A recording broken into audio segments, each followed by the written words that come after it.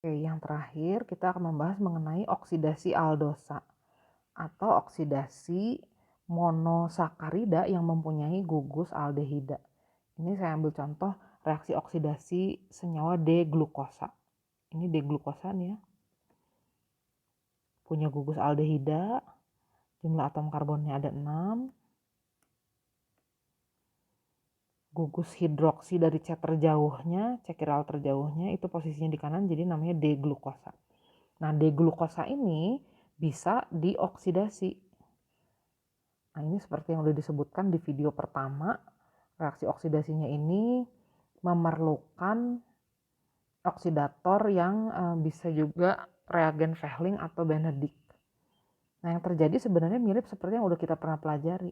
Aldehida itu kalau dioksidasi akan menjadi asam karboksilat. Sesimpel itu.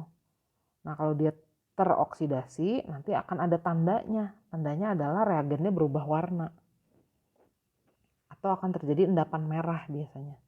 Nah, jadi semula dia D-glukosa, kemudian dia mengalami oksidasi, dia mereduksi Fehlingnya, nanti akan dihasilkan ini. 1,2-enediol of glucose.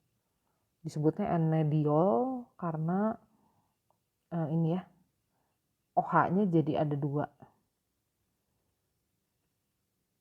Nah, oksidatornya biasanya Fehling atau Benedict. Nah, kalau suatu monosakarida tidak punya gugus aldehida, pasti tidak akan bisa mengalami reaksi ini. Nah, itu yang terjadi pada ketosa-ketosa. Kalau aldosa semuanya pasti bisa dioksidasi. Nah, ketosa itu nggak bisa dioksidasi. Karena itu, jadi yang termasuk gula reduksi itu hanya yang pertama, monosakarida yang merupakan aldosa. Apa aja sih? Yaitu glukosa, galaktosa, dan teman-temannya yang lain. Semua yang termasuk aldosa. Ingat aja lagi tuh yang 16 aldose itu. Nah, fruktosa itu nggak bisa dioksidasi dengan Fehling karena dia merupakan ketosa. Ingat, keton tidak bisa dioksidasi. Yang bisa dioksidasi itu adalah aldehida. Kemudian yang termasuk lagi gula reduksi adalah disakarida atau dimer dari monosakarida yang mengandung aldosa, tetap harus ada aldosanya. Contohnya maltosa. Maltosa itu kan tadi gabungan 2 molekul glukosa ya. Glukosa masing-masing gula reduksi, punya gugus aldehida. Jadi dia positif atau dia mereduksi Fehling. Laktosa juga gitu, dia terdiri dari glukosa dan galaktosa. Keduanya, glukosa dan galaktosa merupakan aldosa. Jadi ini juga bisa dioksidasi menjadi asam karboksilat. Nah, kalau sukrosa dia nggak bisa dioksidasi nih karena dia terdiri dari glukosa dan fruktosa. Iya sih, glukosanya merupakan gula reduksi tapi fruktosanya enggak.